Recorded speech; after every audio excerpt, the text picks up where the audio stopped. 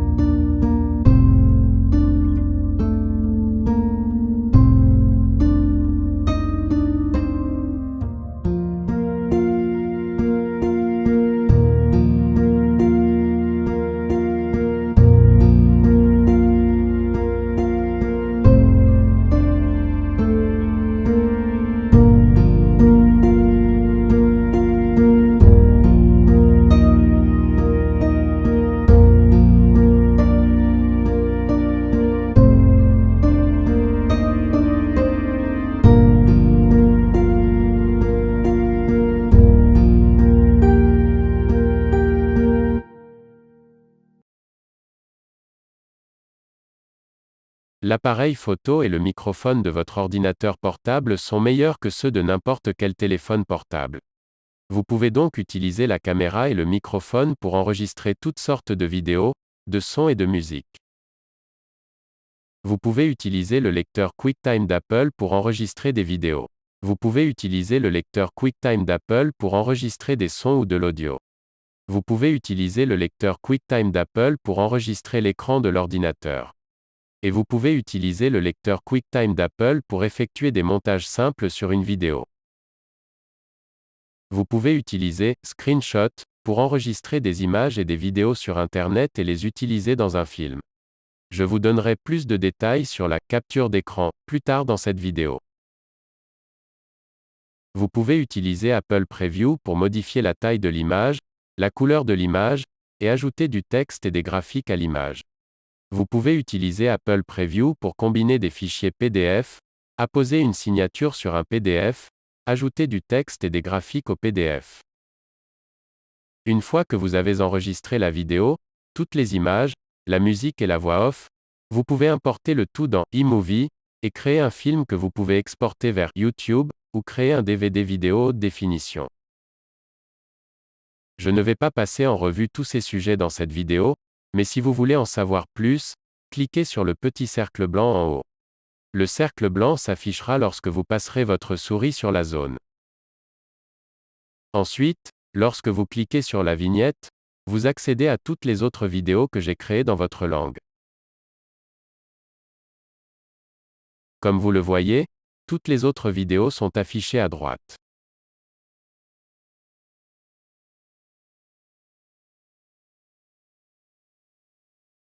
Ce que je vais passer en revue dans cette vidéo est le suivant.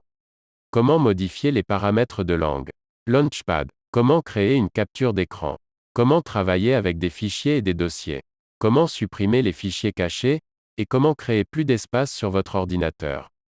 Comment sauvegarder et restaurer des fichiers et des dossiers sur votre ordinateur? Apple Preview, qui vous permet de travailler avec des images et des fichiers PDF. Donc, assez pour vous faire démarrer et vous rendre dangereux. Comment changer la langue d'un ordinateur Mac ou d'un ordinateur Apple? Les paramètres par défaut d'un ordinateur Mac ou d'un ordinateur Apple sont définis sur la langue utilisée aux États-Unis.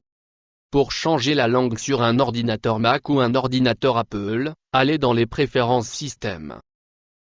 Ensuite, allez dans Langue et région. Langue et région est l'icône qui ressemble à un drapeau. En bas, cliquez sur l'icône plus. Ensuite, cliquez sur la langue que vous souhaitez ajouter, puis cliquez sur l'icône bleue qui dit Ajouter. Si vous cliquez sur l'icône bleue, l'ensemble de l'ordinateur et tous ses programmes utiliseront la nouvelle langue. De plus, en fonction de la langue, il peut vous être demandé si vous souhaitez ajouter des paramètres de clavier pour la nouvelle langue. Maintenant, lorsque vous fermez les préférences système, l'ordinateur vous indique qu'il devra redémarrer pour que la nouvelle langue prenne effet. Comme vous pouvez le constater, tous les programmes utilisent désormais la nouvelle langue. Microsoft Word utilise maintenant la nouvelle langue.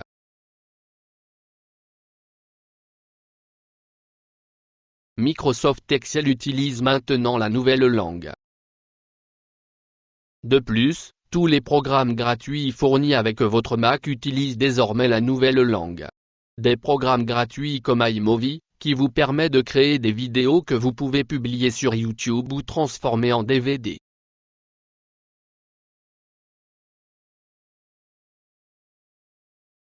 Pages, qui s'apparentent à Microsoft Word. De plus, les pages vous permettent d'utiliser tous vos fichiers Microsoft Word, et vous pouvez également exporter des fichiers pages vers des fichiers Microsoft Word et des PDF.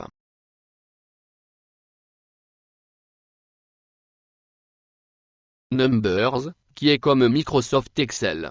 De plus, les chiffres vous permettent d'utiliser tous vos fichiers Microsoft Excel, et vous pouvez également exporter des fichiers de chiffres vers des fichiers Microsoft Excel et des PDF. De plus, Final Cut Pro utilise maintenant le nouveau langage.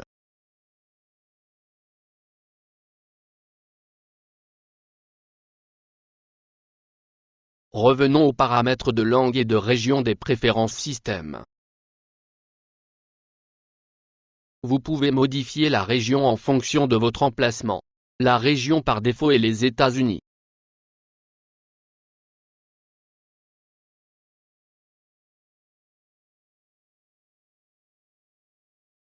Vous pouvez modifier la date de début du premier jour de la semaine. La valeur par défaut est le dimanche. Le calendrier est défini sur le calendrier grégorien, mais vous pouvez le changer pour le calendrier bouddhiste, islamique ou l'un des 14 autres calendriers. Vous pouvez changer l'heure pour une horloge de 24 heures, ou ce que certains appellent l'heure militaire. Vous pouvez changer la température de Fahrenheit à Celsius. Enfin, vous pouvez modifier l'ordre de la liste en passant de l'universel au canadien français ou à différents types d'allemand. Cliquez maintenant sur Avance en bas de la page. Sur cette page, vous pouvez changer le paramètre de la devise pour la devise ou l'argent de votre pays.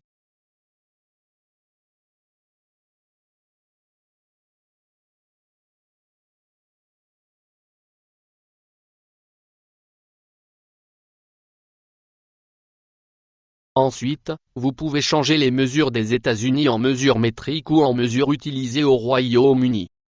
En haut, vous pouvez modifier le format de la date. De plus, en haut, vous pouvez changer le format de l'heure. De plus, si vous allez sur Google Translate, tapez l'adresse du site web, puis sélectionnez la langue dans laquelle vous voulez voir le site web. Google Translate traduira le site web dans cette langue. Je vais mettre un lien vers Google Translate dans la description ci-dessous.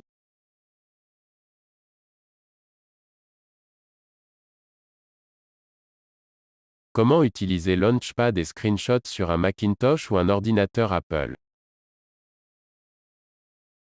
Launchpad.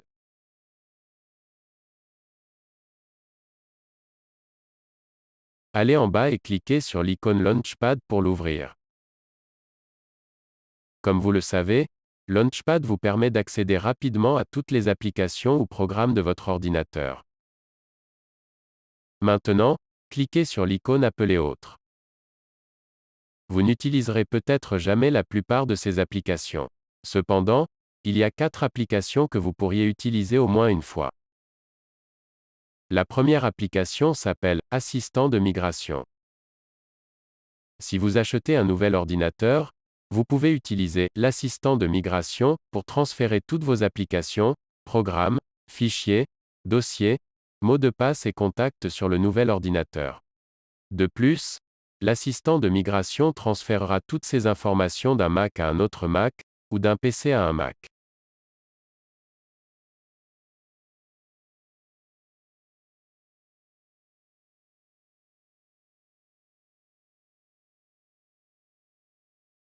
Ceci nous amène à l'assistant camp d'entraînement.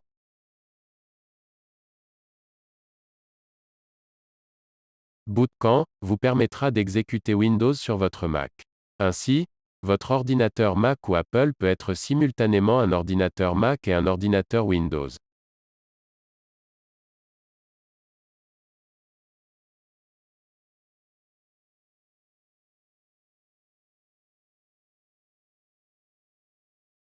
Ensuite, il y a utilitaire de disque.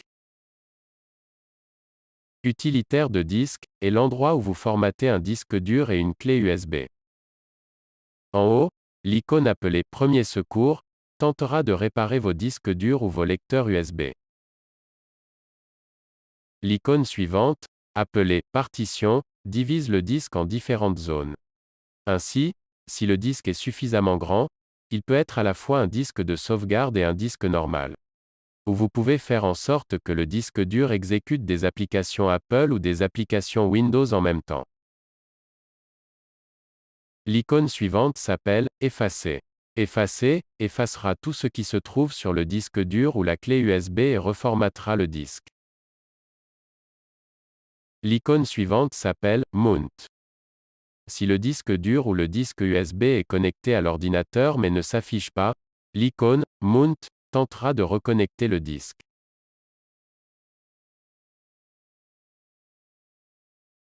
Capture d'écran. Il y a deux façons de faire une capture d'écran. La première consiste à maintenir simultanément les touches Maj, commande et le chiffre 3. Cette méthode permet de faire une capture d'écran de tout l'écran et de placer l'image dans le dossier des documents.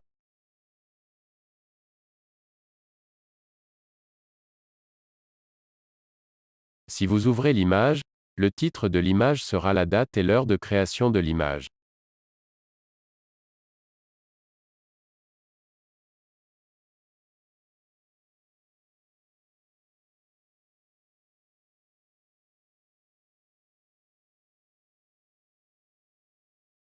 La deuxième méthode consiste à ouvrir Launchpad et ensuite l'icône appelée Autre.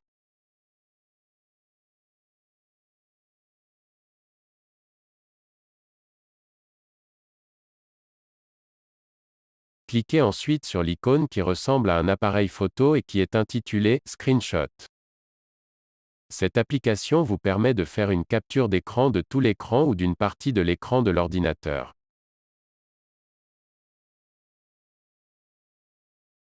La première icône, intitulée Capture de l'écran entier, permet de faire une capture de l'écran entier de l'ordinateur. La deuxième icône, intitulée Capture de la fenêtre sélectionnée, permet de réaliser une capture d'écran de la fenêtre dans laquelle vous vous trouvez. La troisième icône, intitulée Capture de la partie sélectionnée, permet de réaliser une capture d'écran des parties de l'écran de l'ordinateur que vous avez sélectionné. La quatrième icône, appelée Enregistrer tout l'écran, permet d'enregistrer tout l'écran sous forme de vidéo en accéléré. La cinquième icône s'appelle Enregistrer la partie sélectionnée, et permet d'enregistrer une partie seulement de l'écran de l'ordinateur que vous avez sélectionné, sous forme de vidéo rapide. Si vous avez sélectionné l'un des choix de capture d'écran, puis l'icône suivante appelée Options, vous obtenez un menu déroulant réservé aux captures d'écran.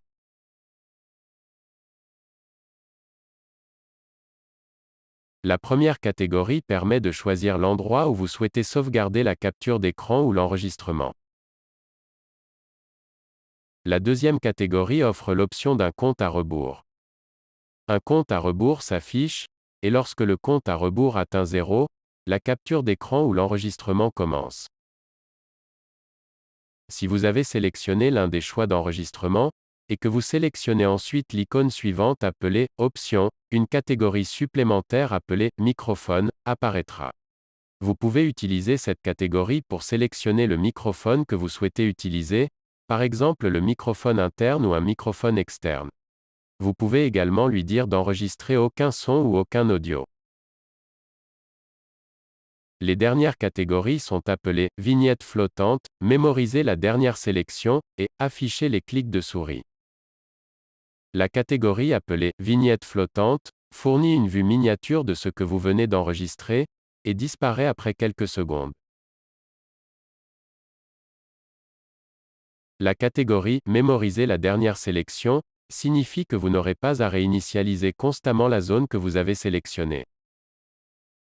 La catégorie « Afficher les clics de souris » enregistre et affiche un cercle noir chaque fois que vous utilisez la souris pour cliquer sur quelque chose, comme vous le voyez dans toutes mes vidéos.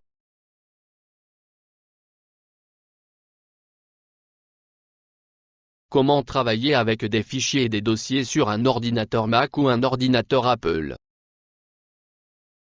Dans cette vidéo, je vais montrer comment travailler avec des fichiers et des dossiers sur un ordinateur Mac ou un ordinateur Apple. Cela contribuera à rendre votre flux de travail plus efficace et pourrait réduire certains des maux de tête que vous pourriez avoir.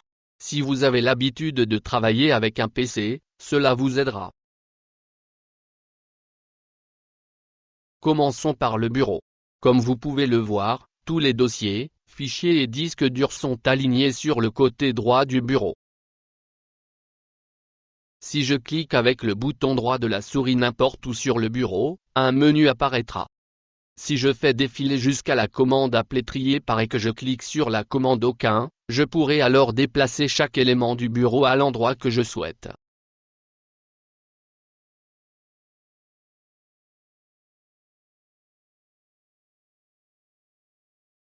Cependant, si je reviens à la commande trier par et que je sélectionne l'une des commandes de tri, chaque élément se déplacera vers la droite du bureau, son emplacement sera verrouillé et je ne pourrai pas déplacer d'entre eux à un emplacement différent sur le bureau. Je vais maintenant ajouter quelques dossiers et fichiers supplémentaires pour la prochaine démonstration. Comme vous pouvez le voir, j'ai des dossiers, des fichiers et 4 disques durs externes sur mon bureau. Si je clique avec le bouton droit de la souris n'importe où sur le bureau, un menu apparaîtra. Si je fais défiler vers le bas et sélectionne la dernière option de menu qui dit afficher les options des visualiseurs, les commandes d'affichage du bureau s'afficheront. Les deux premiers éléments de ce contrôle qui indiquent empiler par et trier par fonctionnent de la même manière. Si je sélectionne empiler par puis sélectionner type, tous les éléments du bureau seront déplacés vers la droite et les éléments seront répertoriés par type d'élément.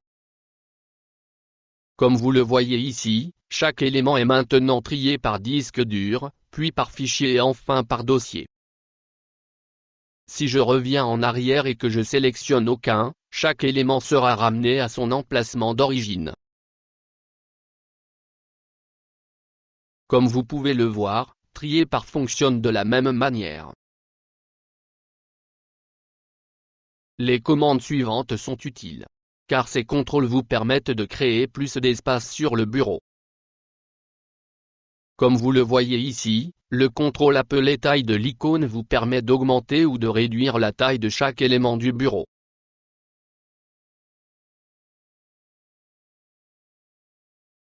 Le contrôle suivant est appelé espacement de la grille.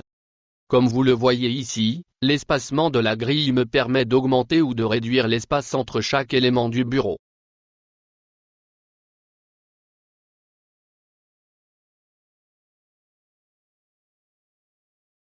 Le contrôle suivant, appelé taille du texte, vous permet d'augmenter ou de réduire la taille du texte de chaque élément.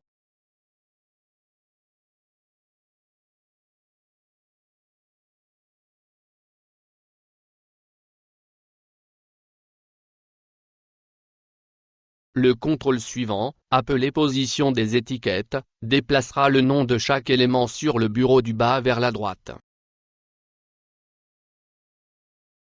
Lorsque je sélectionne le contrôle suivant appelé Afficher les informations sur l'élément, il affiche l'espace dont je dispose pour chaque disque dur, l'espace libre dont je dispose sur chaque disque dur, le nombre d'éléments que j'ai dans chaque dossier et le type de fichier. C'est, comme un PDF, ou un document Word. Le contrôle suivant, intitulé Afficher l'aperçu de l'icône, me donnera une petite vue de ce qui se trouve dans chaque fichier.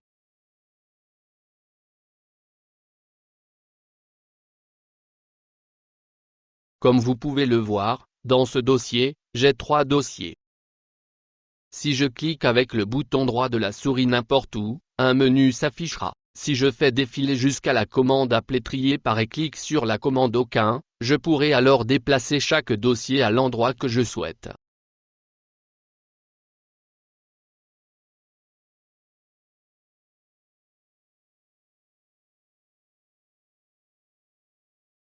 Si je sélectionne Trier par, puis sélectionner Type, chaque dossier sera déplacé vers le haut.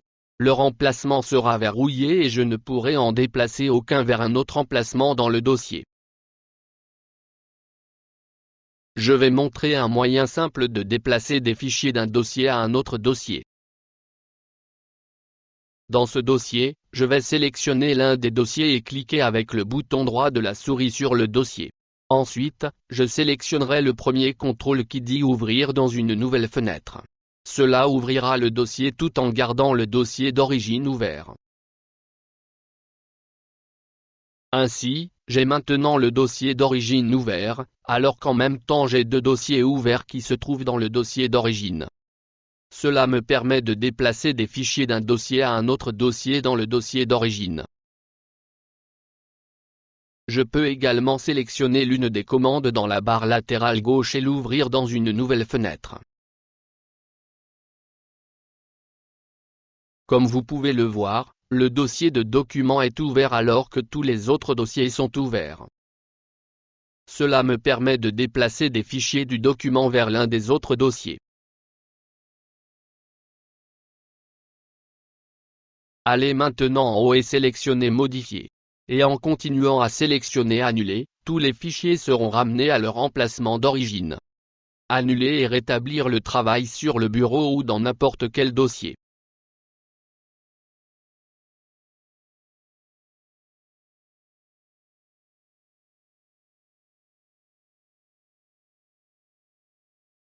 Maintenant, je vais montrer comment renommer des fichiers. Comme vous pouvez le voir, j'ai 33 fichiers que je veux renommer. Je sélectionne d'abord l'un des fichiers, puis je clique avec le bouton droit de la souris. Maintenant, je vais sélectionner le contrôle appelé Renommer et copier la partie du nom que je veux changer.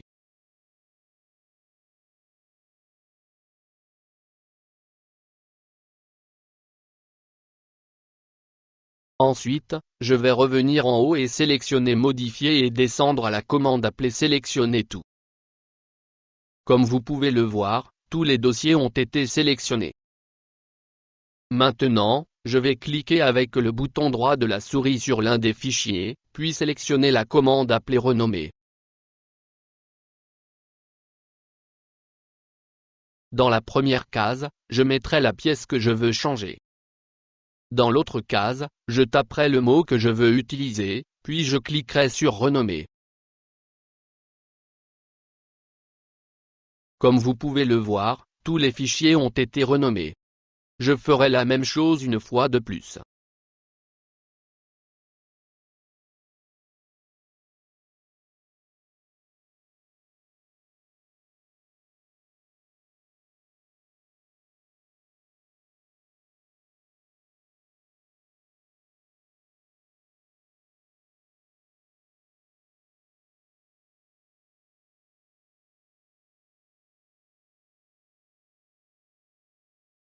Comme vous pouvez le voir, tous les fichiers ont été renommés.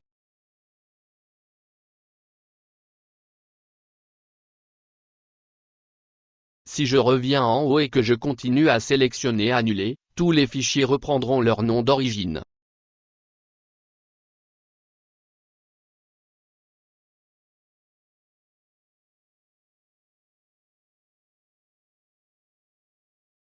Si je sélectionne un dossier ou un fichier, puis que je clique avec le bouton droit de la souris, un menu s'affichera.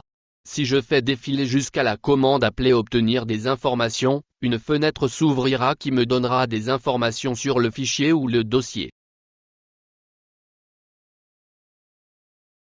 Cette fenêtre donne des informations sur la taille du fichier ou du dossier, l'emplacement du fichier ou du dossier, quand il a été créé et quand il a été modifié. Si je coche cette case, le fichier ou le dossier sera verrouillé et personne ne pourra le modifier ou le supprimer sans mot de passe.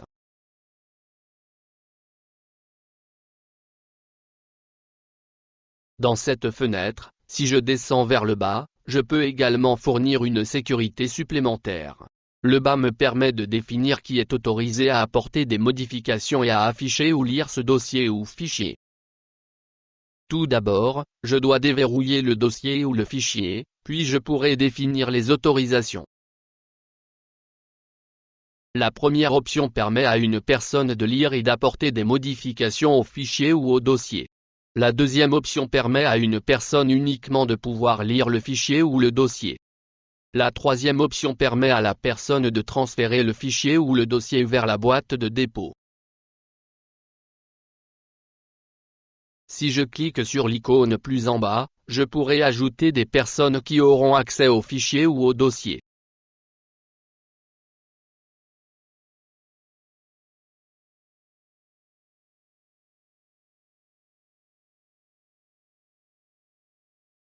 N'oubliez pas de le reverrouiller une fois que vous avez terminé.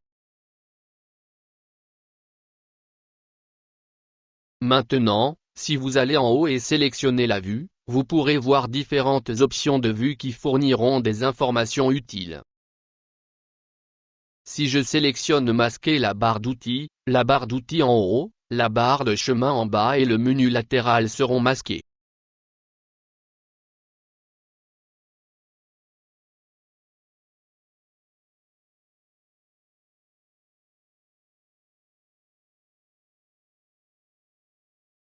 Si je sélectionne Masquer la barre de chemin en bas sera masquée.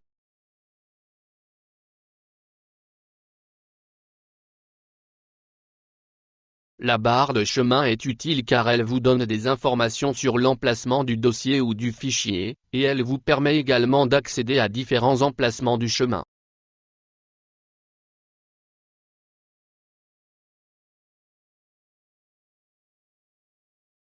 Si je sélectionne Masquer la barre d'état en bas sera masquée.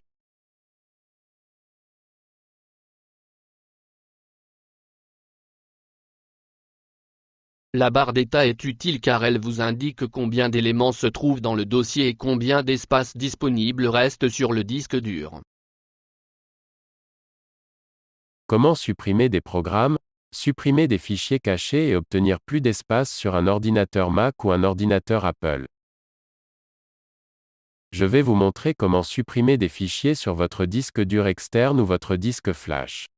Je vais vous montrer comment accéder à la corbeille d'une clé USB, d'un lecteur flash ou d'un disque dur externe.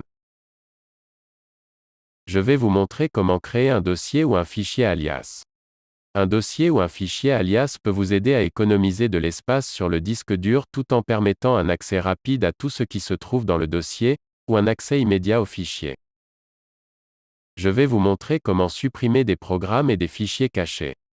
Déplacer un programme de la fenêtre d'application vers la corbeille ne permet pas toujours de supprimer l'intégralité du programme. De plus, certains programmes créent des fichiers supplémentaires qui sont impossibles à trouver. Si l'espace du disque dur interne de votre ordinateur Mac ou Apple passe en dessous de 10 Go, certaines applications ne pourront pas fonctionner.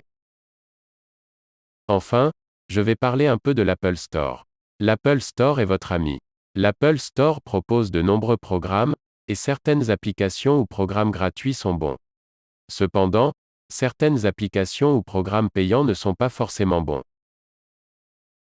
Avant de commencer, je tiens à vous informer que cette vidéo a été traduite de l'anglais.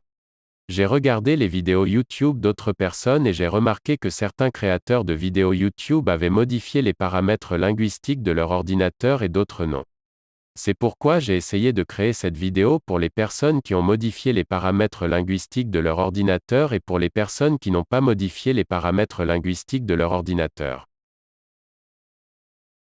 Suppression de fichiers sur votre lecteur Jump ou votre lecteur Flash. Oui, le fait de vider la corbeille supprimera ou devrait supprimer tous les fichiers du disque dur ou de la clé USB. Toutefois, cela ne fonctionne que si la clé USB ou le lecteur flash est connecté à l'ordinateur. Sur un disque dur ou une clé USB, si vous voulez sortir un fichier de la corbeille ou supprimer un seul fichier sur un disque dur ou une clé USB, vous devez accéder au dossier de la corbeille. Le dossier de la corbeille d'un disque dur ou d'une clé USB est un dossier caché. Maintenant, cliquez sur ou ouvrez le lecteur de sceau ou le lecteur flash. Pour accéder ou afficher le dossier de la corbeille ou tout autre dossier caché, maintenez enfoncés simultanément les touches Maj, Commande et le point. Maintenant, trouvez le dossier de la corbeille et ouvrez-le. Ensuite, cliquez avec le bouton droit de la souris sur l'élément que vous voulez supprimer. Un menu s'ouvre alors. Ensuite, cliquez sur la troisième commande appelée « Supprimer immédiatement ». Cela supprimera définitivement l'élément et libérera de l'espace sur le disque dur ou la clé USB. N'oubliez pas de fermer les dossiers cachés lorsque vous avez terminé. Pour fermer tous les dossiers cachés lorsque vous avez terminé, maintenez enfoncés simultanément les touches Maj, Commande et le point. Cela permet non seulement de fermer les dossiers cachés, mais aussi de les protéger. Cela vous empêche également de faire de n'importe quel dossier caché, ou du dossier de la corbeille, un dossier alias. Dossiers et fichiers alias. Un dossier alias est un raccourci vers un dossier. Il peut vous aider à économiser de l'espace sur le disque dur tout en vous permettant d'accéder rapidement à ce dossier.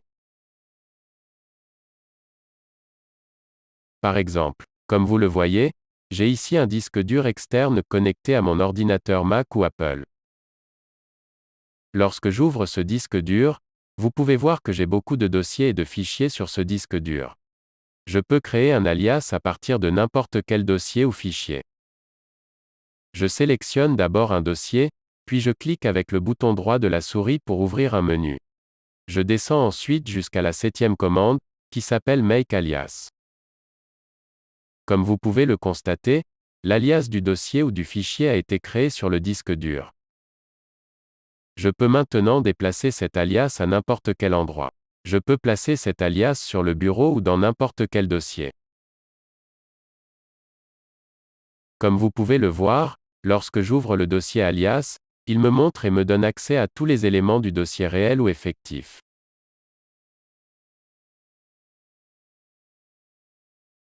Même si je renomme le dossier alias, cela ne changera pas la connexion avec le dossier réel ou effectif.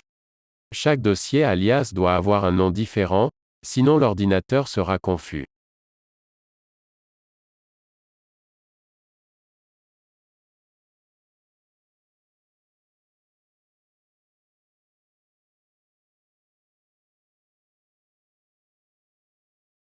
Maintenant, je vais retourner sur le disque dur et supprimer le dossier alias qui a été créé. Cela n'aura aucun effet sur le dossier alias que j'ai placé sur le disque dur interne. Cela me permet simplement de tout garder plus organisé.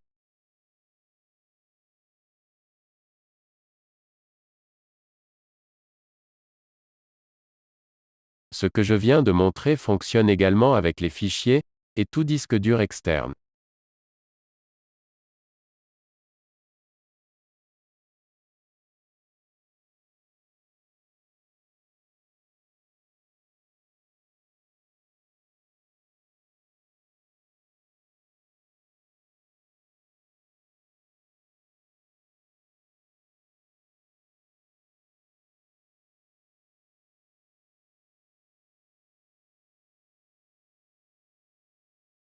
Suppression des programmes et suppression des fichiers cachés.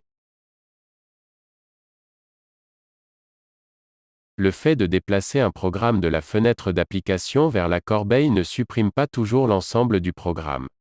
Certains programmes créent des fichiers supplémentaires qui sont impossibles à trouver. Si l'espace du disque dur interne de votre ordinateur Mac ou de votre ordinateur Apple passe en dessous de 10 gigaoctets, certaines applications ne pourront pas fonctionner. Mon ordinateur Mac ou mon ordinateur Apple a cessé de fonctionner correctement parce que l'espace du disque dur interne était inférieur à 10 gigaoctets. Je me suis rendu chez un grand détaillant, qui voulait me faire payer plus de $200. Le détaillant sauvegarderait les données, mais je devrais réinstaller tous les programmes moi-même. L'Apple Store est une excellente ressource. L'Apple Store propose de nombreux programmes, dont certains sont très bons et gratuits. D'autres sont payants et ne sont pas bons du tout. Par conséquent, lisez d'abord les critiques avant d'utiliser l'un d'entre eux. J'ai utilisé une application gratuite appelée Cleaner One, et en 10 minutes, elle m'a rendu plus de 80 gigaoctets d'espace sur le disque dur interne. De plus, je n'ai pas eu à réinstaller de programme ni à sauvegarder de données. C'est beaucoup mieux gratuit que de payer $200. Cleaner One est facile à utiliser. Il suffit de cliquer sur le bouton Scan pour qu'il analyse l'ensemble de votre ordinateur.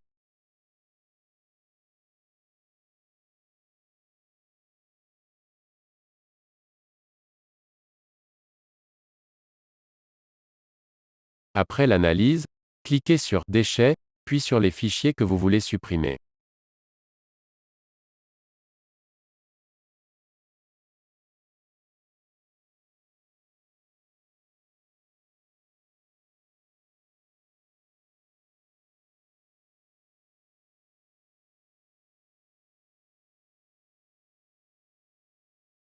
Pour supprimer complètement une application ou un programme, vous devez avoir un nettoyeur ouvert et en cours d'exécution. Ensuite, il suffit d'aller dans le dossier de l'application et de l'envoyer à la poubelle.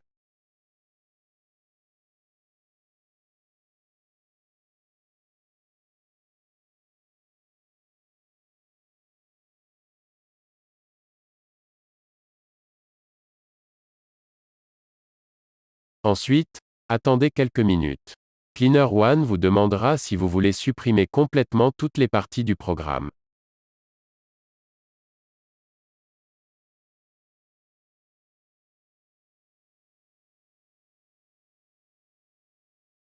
Pour les anciens programmes que vous avez essayé de supprimer avant d'utiliser le plus propre. Réinstallez le programme, et suivez les instructions que je viens de mentionner. Le Cleaner One devrait maintenant être en mesure de supprimer toutes les parties du programme ou de l'application. L'Apple Store. L'Apple Store propose de nombreux programmes, dont certains sont très bons et gratuits. D'autres sont payants et ne sont pas bons du tout. Vous pouvez rechercher des programmes ou des applications par nom, par type et par catégorie.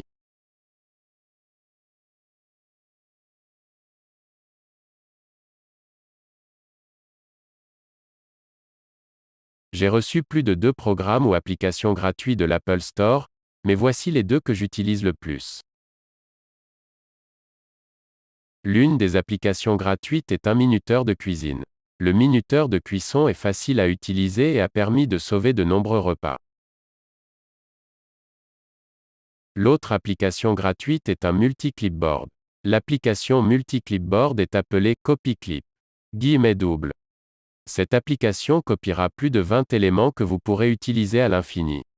J'ai utilisé cette application pour copier plusieurs textes.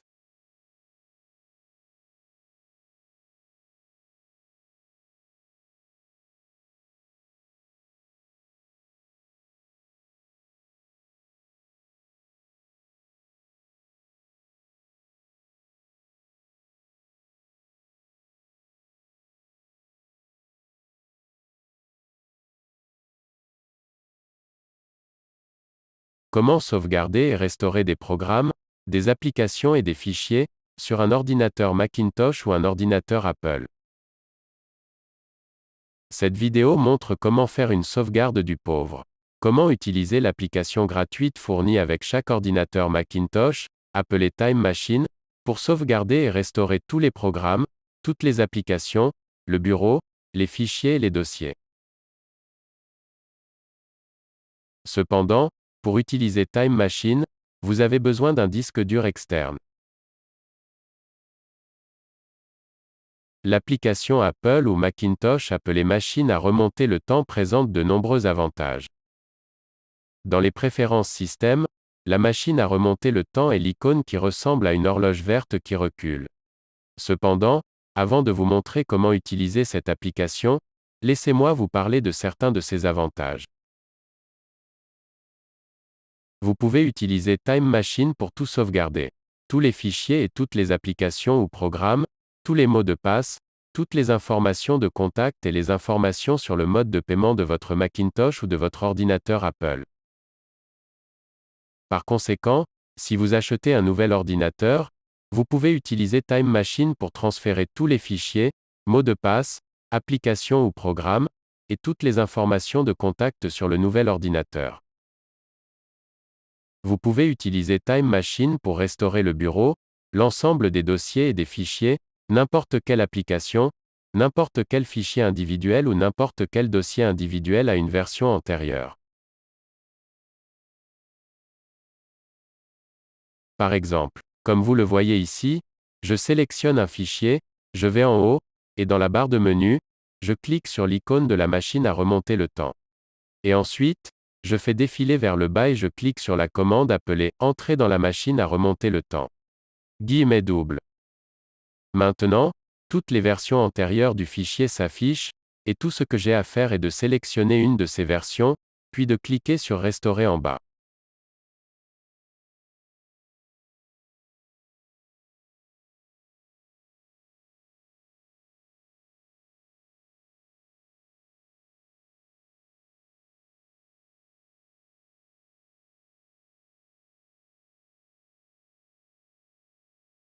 Ou je peux aller directement sur le disque dur externe où sont stockées toutes les sauvegardes et sélectionner la version avec laquelle je souhaite travailler.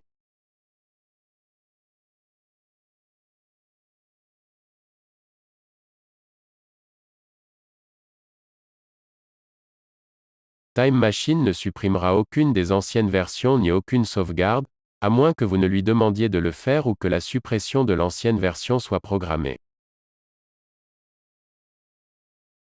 L'inconvénient de Time Machine est qu'il prend beaucoup d'espace sur le disque dur. Toutefois, cela dépend de ce que vous lui demandez de sauvegarder. Il est donc préférable d'utiliser un disque dur externe. Je ne recommande aucun disque dur en particulier, c'est juste la marque que j'utilise. L'homme pauvre sauvegarde. Allons dans la fenêtre d'application et sélectionnons une application ou un programme à sauvegarder. Chaque fois qu'il y a une mise à jour d'un programme ou d'une application, je sauvegarde l'ancienne version avant d'installer la mise à jour. Cliquez maintenant avec le bouton droit de la souris pour ouvrir un menu, et faites défiler jusqu'à la 5e commande appelée « Compresser ». L'ordinateur va faire une copie zip de l'application ou du programme. Comme vous le voyez ici, j'ai fait cela 4 fois avec le programme appelé « Final Cut Pro ». Si je n'aime pas la mise à jour, je la supprime ou la place dans la corbeille, et en décompressant l'ancienne version, je réinstalle l'ancienne version. Time Machine.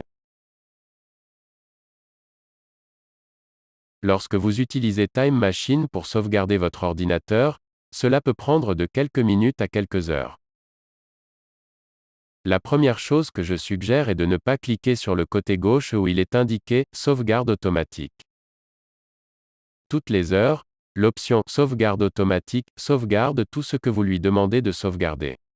Par conséquent, si vous utilisez cette option avant de définir les contrôles, vous constaterez qu'en une journée, tout l'espace de votre disque dur aura disparu. En bas, cochez la case qui dit « Afficher la machine à remonter le temps dans la barre de menu ». C'est une bonne chose car cela permet d'avoir 2 contrôles. Comme vous le voyez ici, il fournit le contrôle appelé « Sauvegarder maintenant », qui vous permet de faire des sauvegardes rapides. De plus, Il fournit la commande appelée Entrer dans la machine à remonter le temps, qui vous permet d'accéder à des versions antérieures du fichier, du dossier, du bureau, de l'application et des programmes. Maintenant, retournons à la fenêtre de contrôle de la machine à remonter le temps. En haut, là où il est dit « Sélectionnez le disque ». C'est l'endroit où toutes les sauvegardes seront stockées. Comme vous le voyez ici, vous devez utiliser un disque dur externe. Vous devez également savoir que Time Machine supprimera tout ce qui se trouve sur le disque dur externe, et formatera le disque dur externe de sorte que rien d'autre ne puisse être stocké sur ce disque dur que les sauvegardes. C'est pourquoi le disque dur est vert avec l'icône de la machine à remonter le temps. Maintenant, allons en bas à droite où il y a les options. Cette fenêtre indique à Time Machine ce qu'il ne faut pas sauvegarder. Comme vous le voyez ici, j'indique à Time Machine de ne pas sauvegarder les disques durs externes, les applications, le dossier des documents, le dossier des films et le dossier de la musique. Cela réduit la taille de la sauvegarde à 7,4 gigaoctets. Cependant, lorsque vous utilisez Time Machine pour la première fois, vous devez tout sauvegarder. Tous les dossiers ou fenêtres, le bureau, toutes les applications et tous les programmes. Cependant, ne sauvegardez pas de disque dur externe. L'icône plus et moins en bas vous permet d'ajouter ou de retirer des éléments à sauvegarder. Par exemple, si je sélectionne le dossier de documents et que je clique ensuite sur l'icône moins, le dossier de documents sera sauvegardé. La taille de la sauvegarde passera de 74 gigaoctets à gigaoctet 81. Si je sélectionne l'icône plus, puis le dossier de documents, et si je clique en bas sur l'icône bleue appelée « Exclure », le dossier de documents ne sera pas sauvegardé.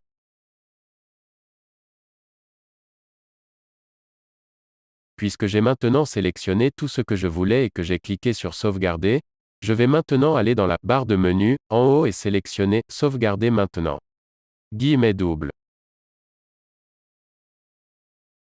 La sauvegarde est maintenant terminée. Il fournit un résumé de la sauvegarde la plus ancienne, de la sauvegarde la plus récente et de la date à laquelle la prochaine sauvegarde est programmée.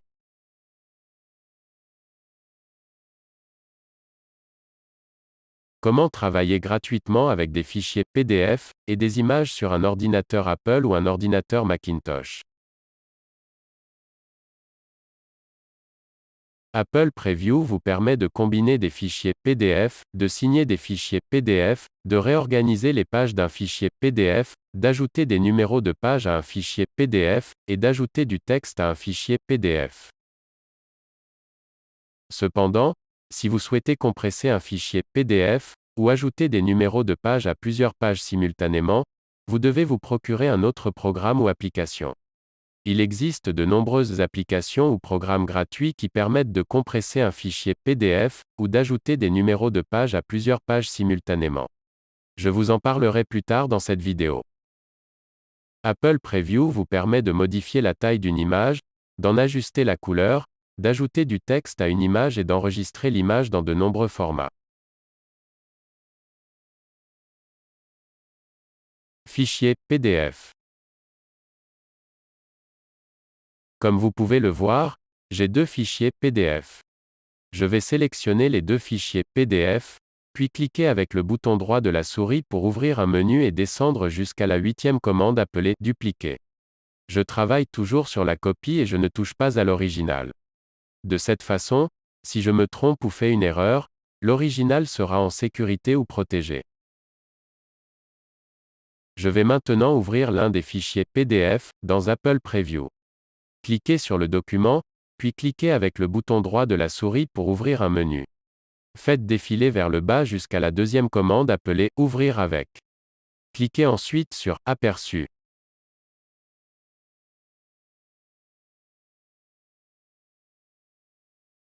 Comme vous pouvez le voir, je peux augmenter ou réduire la vue du document ou de l'image en tirant sur le côté ou en cliquant sur les icônes plus ou moins en haut.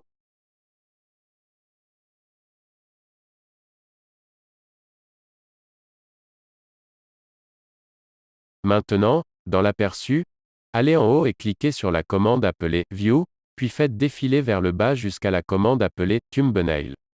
Guillemets doubles. Comme vous pouvez le voir, sur le côté gauche, il affiche une vue en miniature de chaque page du PDF. Descendons à la dernière vignette ou page du PDF. Maintenant, je vais prendre l'autre PDF et le glisser-déposer sous la dernière page du PDF qui est en aperçu. Cela va combiner les deux fichiers PDF en un seul fichier PDF.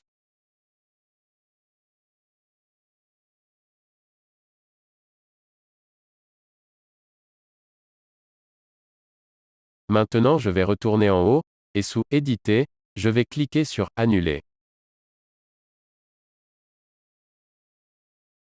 Maintenant, je vais prendre l'autre PDF et le glisser-déposer n'importe où dans le PDF, dans Apple Preview. Vous savez maintenant que vous pouvez placer un PDF où vous voulez dans un autre PDF.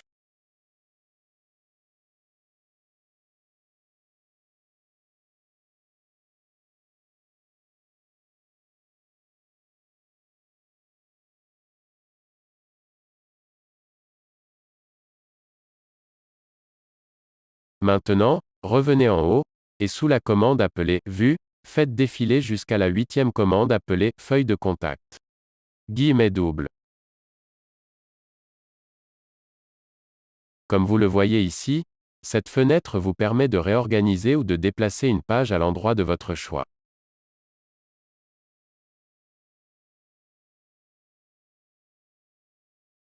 Vous pouvez également sélectionner une page, puis, en haut, sous Modifier, cliquez sur Supprimer, et la page sera supprimée.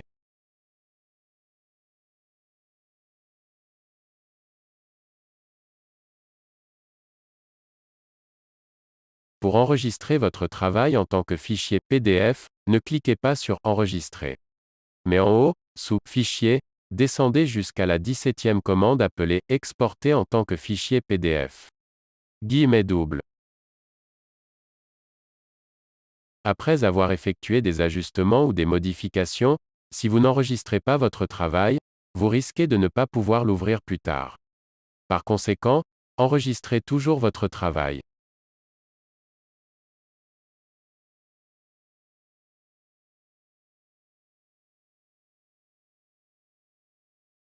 Si vous aviez sélectionné la 16e commande appelée Exporter, vous pourrez alors enregistrer le document sous forme de fichier image.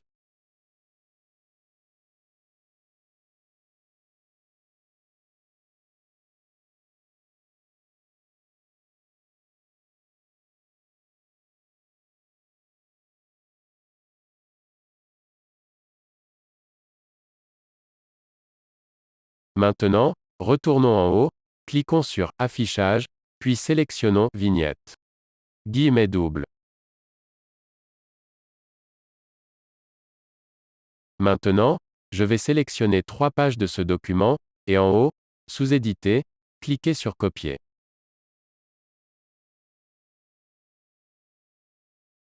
Sous Fichier, sélectionnez la commande appelée Nouveau à partir du presse-papier.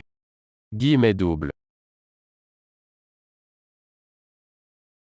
Comme vous pouvez le voir, il crée un nouveau fichier PDF à partir des pages sélectionnées. Si je ferme ce nouveau document, il me demandera si je veux l'enregistrer. Supprimer signifie que ce document ne sera pas sauvegardé. Maintenant, en haut, sur le côté droit, cliquez sur la commande appelée Markup. Comme vous pouvez le voir, cela a ouvert une barre de commande supplémentaire sous la barre de commande supérieure. Cliquez maintenant sur la commande appelée Signe. C'est la 7e commande en partant de la gauche. Comme vous le voyez ici, j'ai 3 signatures. Malheureusement, il m'a fallu quelques tentatives pour que ma signature soit scannée correctement. Si vous cliquez là où il est écrit Créer une signature, vous aurez 2 options pour créer une signature. La première option me permet d'utiliser le trackpad pour créer ma signature. Et la deuxième option me permet d'utiliser la caméra de mon ordinateur pour créer ma signature. Maintenant, revenons en arrière et sélectionnons l'une des signatures à ajouter au document.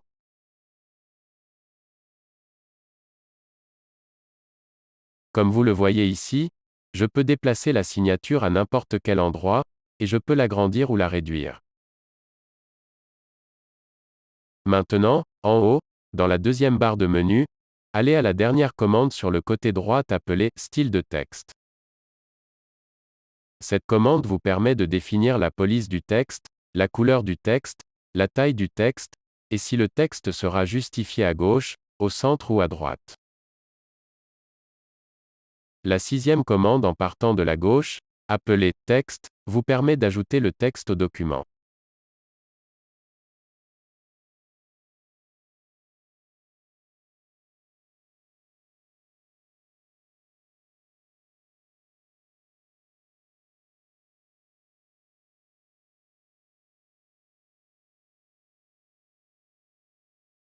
Comme vous le voyez ici, après avoir tapé du texte, je peux ajuster la taille en tirant sur le côté de la zone de texte pour que tout le texte rentre. Je peux également revenir à la dernière commande sur le côté droit, appelée Style de texte, et ajuster la taille du texte, sa couleur, et faire d'autres ajustements à l'aide de cette commande.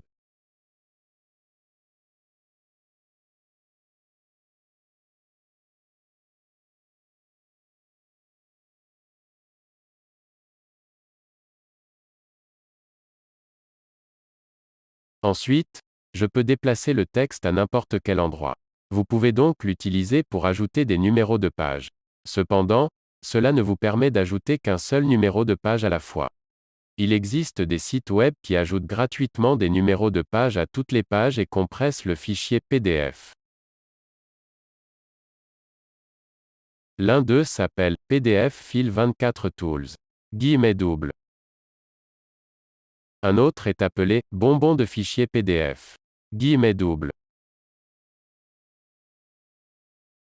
En haut, allez à la commande appelée couleur de remplissage. Guillemets doubles. Comme vous pouvez le voir, la barre oblique rouge signifie que la couleur de remplissage est définie sur aucun remplissage. Si je clique sur le bouton du bas, qui s'appelle Afficher les couleurs, d'autres options de couleurs s'affichent. Ainsi, je peux régler la couleur de remplissage sur la couleur de mon choix.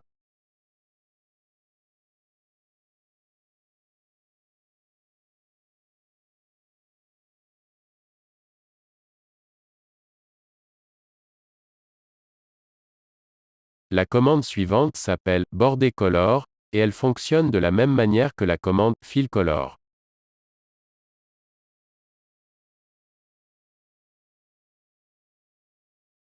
La commande suivante s'appelle Style de forme. Style de forme vous permet de rendre la bordure plus grande ou plus petite.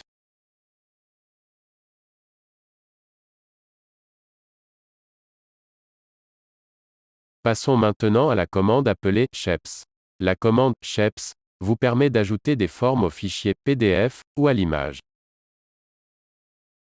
Je vais cliquer sur le carré pour ajouter un carré au document.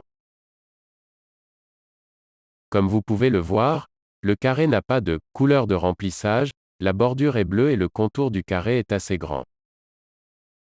Comme vous pouvez le voir, je peux agrandir ou réduire le carré et le déplacer à l'endroit de mon choix.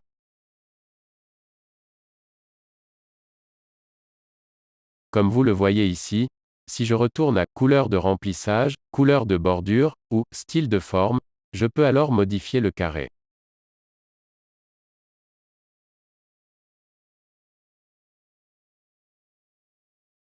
Comme vous le voyez ici, je peux faire la même chose avec les autres formes.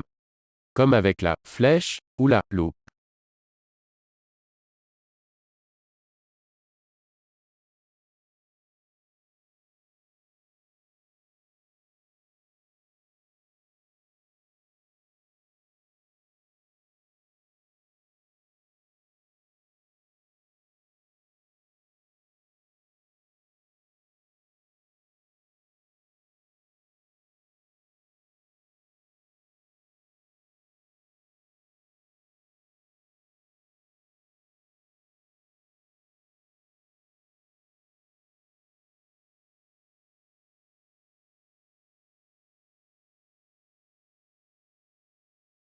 La commande esquisse fonctionne comme un crayon ou un stylo.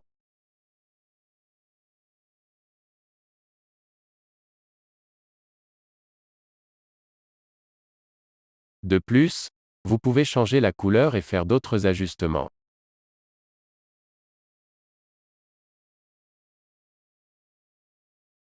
La commande suivante s'appelle « Rédiger ». Elle vous permet de cacher certaines parties du document. Pour utiliser cette commande, sélectionnez-la et mettez en surbrillance les parties que vous voulez expurger.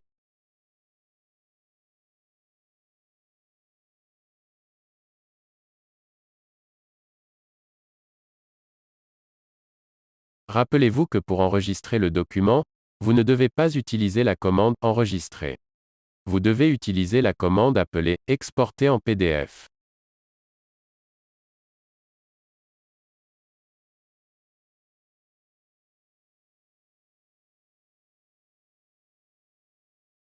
Comme vous le voyez ici, après avoir enregistré le document, le texte est complètement masqué.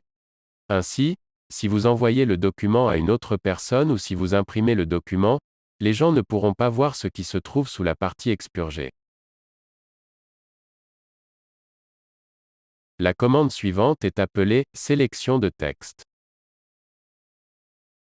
Comme vous le voyez ici, elle vous permet de copier le texte du document, puis de le coller dans un autre document, comme un document Microsoft Word.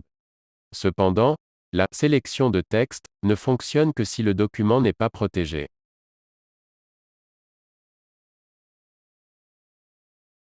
Images et photos. Tout ce que vous avez fait avec un fichier PDF. Vous pouvez le faire avec une image fixe ou une photo, mais les contrôles d'image offrent quelques fonctions supplémentaires. Je ne vais donc pas répéter ce que j'ai démontré avec les fichiers PDF. Je vais maintenant ouvrir l'image dans Apple Preview. Cliquez sur le document, puis cliquez avec le bouton droit de la souris pour ouvrir un menu.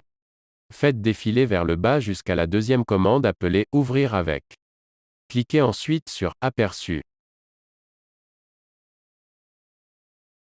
Je fais glisser l'une des extrémités pour agrandir la vue, ce qui m'aidera à voir ce que je fais.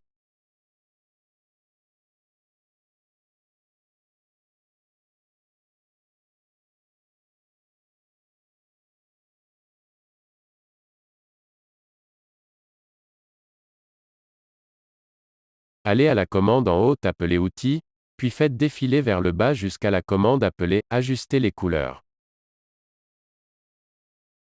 Comme vous pouvez le voir, une fenêtre de contrôle est apparue. Cette fenêtre vous permet de régler les couleurs de l'image. Je ne vais pas jouer avec toutes les commandes, car chaque image est différente. Il vous suffit donc de jouer avec chaque contrôle pour chaque image jusqu'à ce que vous obteniez l'image que vous souhaitez. Ensuite, allez à la commande en haut appelée Outils, puis faites défiler vers le bas jusqu'à la commande appelée Ajuster la taille. Comme je vais utiliser cette image ou cette photo dans une vidéo, je dois ajuster la taille de l'image.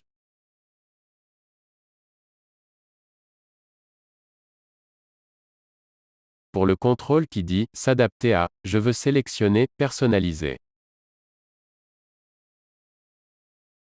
Avant de pouvoir modifier la largeur et la hauteur de l'image, je dois déverrouiller ces contrôles. Pour déverrouiller ces contrôles, cliquez sur le cadenas, ou descendez et décochez la case à côté du contrôle appelé « Scale Proportionally ».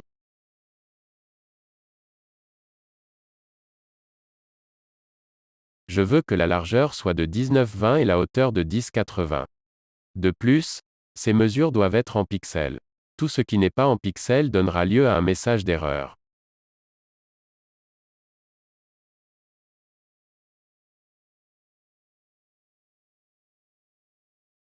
Vous pouvez laisser tout le reste tel quel et cliquer sur OK.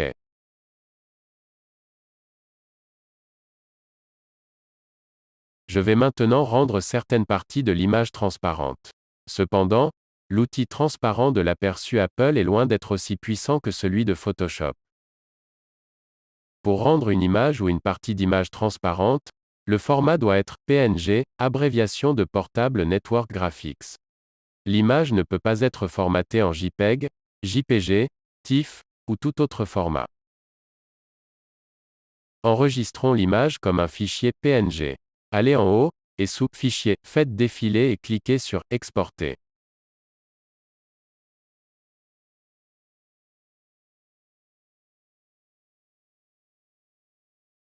Dans cette fenêtre, sélectionnez PNG. Lorsque vous rendez certaines parties de l'image transparente, une commande supplémentaire appelée Alpha apparaît. Alpha conservera les parties transparentes. Si Alpha n'est pas sélectionné, aucune partie de l'image ne sera transparente. Ouvrez maintenant la version PNG de l'image.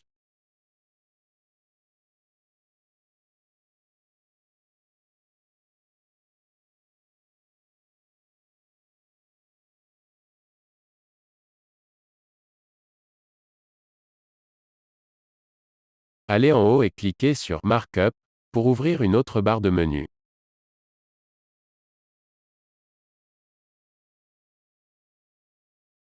Allez à la première commande appelée Outils de sélection. Sélectionnez ensuite l'outil Sélection rectangulaire.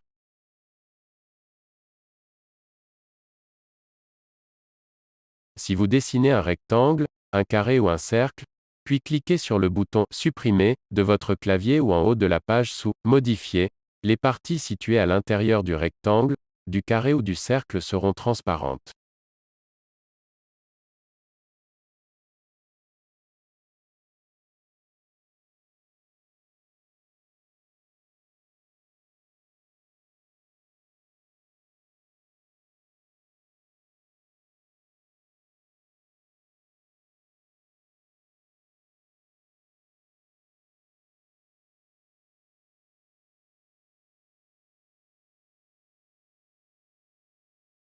L'outil Sélection lasso vous permet de dessiner un contour autour d'un sujet, et ce qui se trouve dans le contour sera transparent après que vous aurez cliqué sur Supprimer.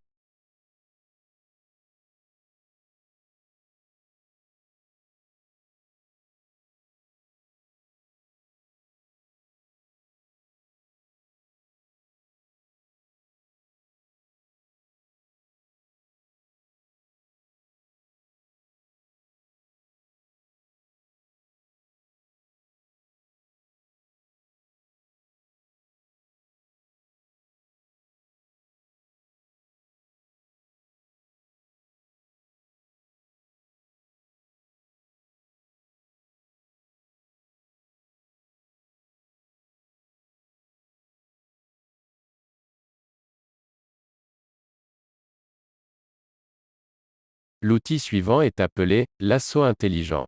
Lorsque vous utilisez cet outil, il est préférable de sélectionner de petites parties à la fois.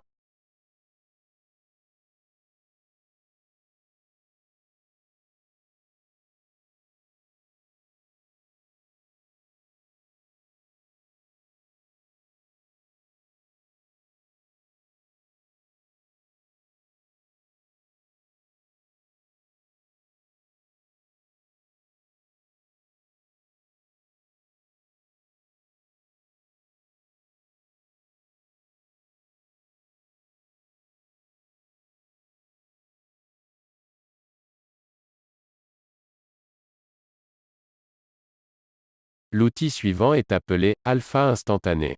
Lorsque vous utilisez cet outil, il est préférable de sélectionner de petites parties à la fois.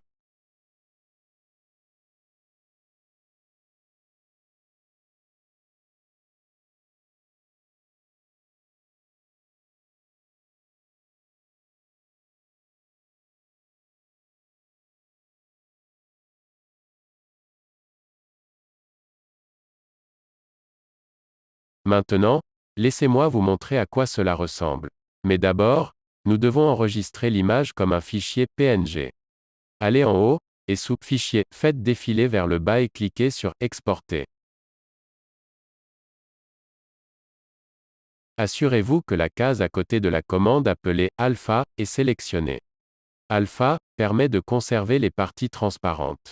Si la case Alpha n'est pas sélectionnée, aucune partie de l'image ne sera transparente.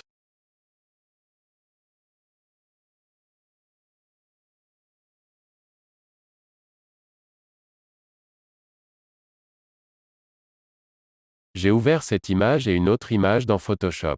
Je vais maintenant prendre l'image avec laquelle nous avons travaillé et la superposer à l'autre image.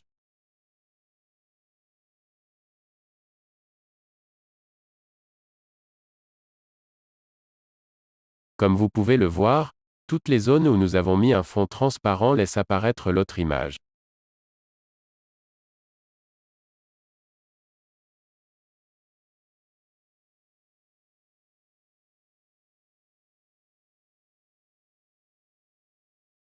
Comme vous pouvez le voir, si j'importe cette image dans Final Cut Pro, ou tout autre logiciel de montage vidéo, cela fonctionnera de la même manière.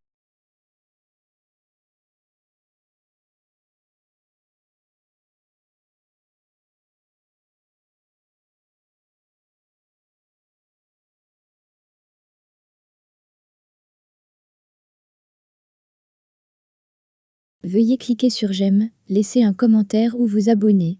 Merci.